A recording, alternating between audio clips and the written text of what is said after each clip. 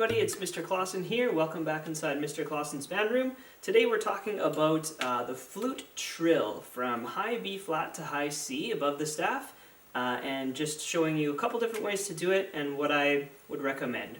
This is helpful for Autumn Fanfare for flutes, as well as, of course, anytime that you see this trill.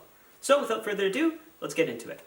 Okay, so here we have our high B flat fingering, or just B flat in general. We have these two fingers, the pinky on the E flat key, and on the back we have our thumb on the bigger key here. Not this small one, but this bigger one. That's our regular B flat fingering. Now if we want to trill, so go really quickly from B flat to C and back and forth, what we would have to do is we'd have to go B flat to C like this all the time, right? Because this is the C fingering, and that would just be really tricky to do properly. So there's things called trill fingerings that allow you to make a little bit of a change in your fingering so that a trill can be smooth.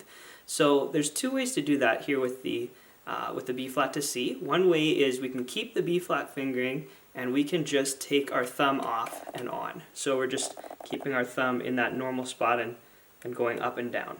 That's okay, but what ends up happening for me is that my C, my high C, ends up sounding flat in pitch a little bit when I do it that way.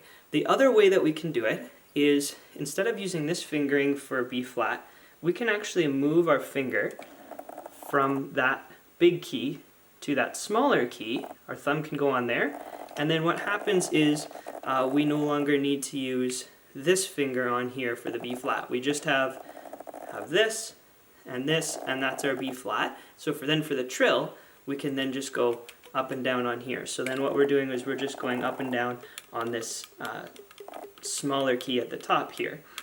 Now this fingering isn't as good for the B flat, that's why we normally use the other one. But when we're doing a trill, we're just alternating so quickly between them that this is going to be cleaner. And for me, this allows the C to sound better when I'm doing a trill. So I'm going to go ahead and demonstrate both of these and show you what they sound like.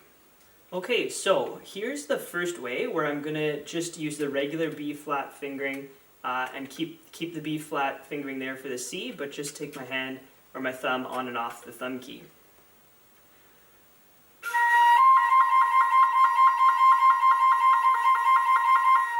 It works all right.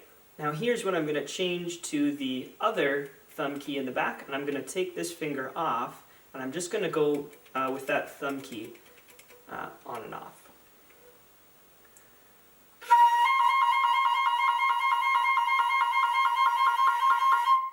So maybe you didn't hear the difference, but for me, I find that the second one is better for me because it allows that C to come out better in tune, and it's not as flat in pitch.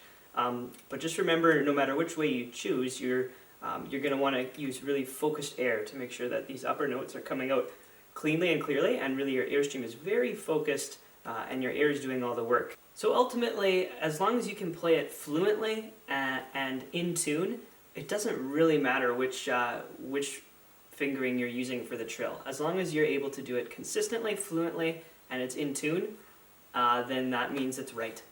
It might also be dictated by what's coming up in the music or what happened right before the trill. Maybe that'll help you make a decision on which fingering is going to be best.